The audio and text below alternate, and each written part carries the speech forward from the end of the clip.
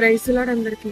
చాలా సార్లు మనం అనుకుంటాము, ఇంత భక్తి చేస్తున్నాను కదా, నాకంటే భక్తి చేయని వారి స్థితే బాగుంది, లేదా దేవుడు నమ్ముకోక ముందే బాగున్నాను, దేవుడు నమ్ముకోని వారి స్థితే ఎంతో చక్కగా ఉంది అని అనుకుంటూ ఉంటాం. కానీ దేవుడు కొన్నిసార్లు ఆయన భక్తులను కూడా ఆయన విడిచిపెడతాడు. ఎందుకంటే ఆయన చిత్తం నెరవేర్చడానికి.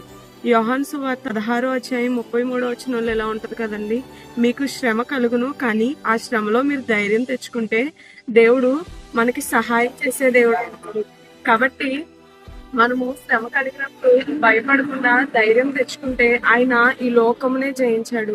లోకములో ఉన్న ప్రతి ఒక్కని పాపమును జయించి మనకి నిత్య జీవమును ఇవ్వడానికి ఆయన ఈ లోకానికి వచ్చాడు. కాబట్టి మనకి కలిగి ఉన్న శ్రమ పెద్ద శ్రమేం కాదు, కాబట్టి ఆయన తప్పకుండా విడిపించగలడు.